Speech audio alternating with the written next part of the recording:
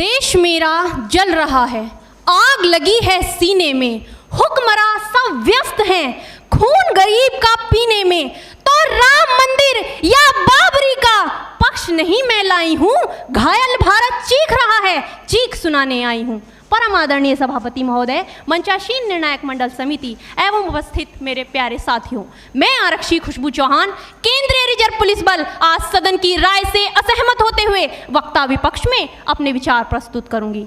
महोदय, दर्द हद से तब गुजरने लगता है जब मेरी आंखों के सामने ताज, पुलवामा, छत्तीसगढ़ में शहीद हुए जवानों के शत विशत अधजले शरीर के टुकड़े, रेत के टीलों से ऊपर जाती लाशों के ढेर और कश्मीर की खून से सनी लाल रंग की सड़कों के दृश्य सामने आते हैं। उस पर मेरे प्रतिपक्षी महोदय का कहना ये कि मानवाधिकारों की अनुपालना करते हुए देश से उग्रवाद और आतंकवाद को समाप्त किया जा सकता है। महोदय, अब तो हमारा तिरंगा झंडा भी हमसे ये पूछने लगा है कि क्या बात है भारत, आजकल फहराने से ज्यादा मैं कफन में दफनाने के क्यों काम आ रहा हूँ।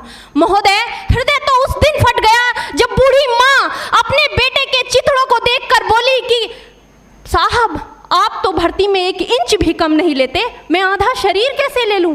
महोदय, आज इन मानवाधिकारों के कारण इन आतंकियों के बंगलों की आकाओं की नाकफनी हंसती है और शहीद हुए हमारे जवानों के आंगन की तुलसी रोती है। जब एक शहीद हुए जवान की विधवा की वेदना चीख चीख कर ये कहती है कि प्यार भी भरपूर गया, मांग का सिंदूर गया, नन्हे नौनिहालों की लंगोटियां चली गई, छोटी छोटी बेटियों की चोटियां चली गई और आपके लिए तो एक आदमी मरा है साहब, मेरे घर की तो रोटियां ही चली गई।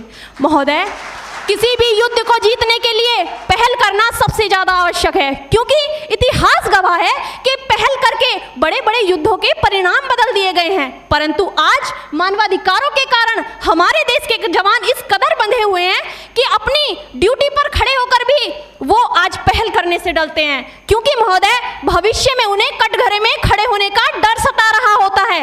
वो ये जानते हैं कि चाहे एक उग्रवादी की राइफल से निकलने वाली गोली को ये तय करना पड़े या ना पड़े कि वो किसे लगेगी, लेकिन हमारी राइफल से निकलने वाली हर गोली को ये निर्णय लेना पड़ता है कि चाहे वो किसी निर्दोष को लगे, दोषी को लगे या ना लगे, परंतु किसी निर्दोष को नहीं लगनी चाहिए। यदि ऐसा हुआ तो ना तो ये समाज हमें छोड़ेगा, ना ही तिल का ताड़ बनाने वाली ये मीडिया हमें छोड़ेगी। और महोदय, मानवाधिकार के तले किसी जवान को दबाकर युद्ध के मैदान में छोड़ देना कोई वीरता नहीं, एक आत्महत्या है। क्योंकि महोदय, फूल को श्रृंगार दो ये मुमकिन नहीं और एक वीर को झनकार दो ये मुमकिन नहीं। जो हाथ बांध दे सेना के, ऐसे मानवाधिकार का पालन संभव नहीं।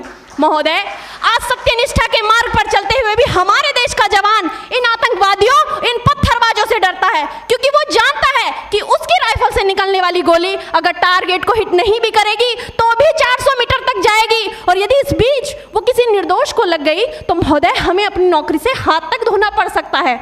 और महोदय, अपनी नौकरी को बचाने की खातिर एक जवान आज ये सोचता है कि चाहे सांप मरे या ना मरे, परंतु लाठी नहीं टूटनी चाहिए, क्योंकि आज हमारे देश के हालात कुछ ऐसे हो गए हैं कि चिरागों को हवाओं में उछाला जा रहा है, हवाओं पर भी रोब डाला जा रहा है। अरे हम ही तो बुनियाद है आंतरिक सुरक्षा की, और आज हमें ही नौकरी से निकाला जा रहा है।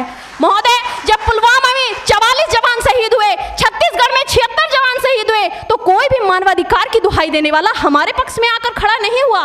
परंतु जब जेएनयू विश्वविद्यालय में एक देशद्रोही के द्वारा भारत तेरे टुकड़े होंगे, अफजल हम शर्मिंदा हैं जैसे देशद्रोही नारे लगते हैं, तो सारे मानवाधिकार के ज्ञाता आकर उसके पक्ष में खड़े हो जाते हैं। तभी तो क्या कहा था उस देशद्रोही ने कि तुम एक अफजल को मारोगे, हर घर से अफजल निकलेगा। तो मैं भारत की बेटी अपनी भारतीय सेना की तरफ से आज ये ऐलान करती हूँ कि उस घर में घुसकर मारेंगे जिस घर से अफजल निकलेगा, वो कोख नहीं पलने देंगे जिस कोख से अफजल निकलेगा।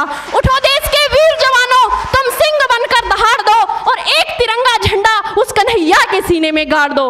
महोदय, अंत में अपनी वाणी को विराम की ओर ले जाते हुए मैं सिर्फ इतना ही कहना चाहूंगी कि मुझे अफसोस है अपने देश की न्यायिक प्रक्रिया पर, जहां आज भी रात के 12 बजे अजमल कसाब जैसे आतंकी के लिए सर्वोच्च न्यायालय के दरवाजे खोल दिए जाते हैं। ऐसे देश से मानवाधिकारों की अनुपालना करते हुए आतंकवाद और उग्रवाद से कभी नहीं निपटा जा सकता। मानवाधिकार के नाम की दुहाइयां देने वालों, सीमा पर लड़ा नहीं जाता चरखों से शोलों के आगे, रामायण पढ़ी नहीं जाती सीमा पर गोलों के आगे। धरती के घोर कुहासे को एक सूरज ही हर सकता है, क्योंकि एटम बम से रक्षा केवल एटम बम ही कर सकता है। जय हिंद।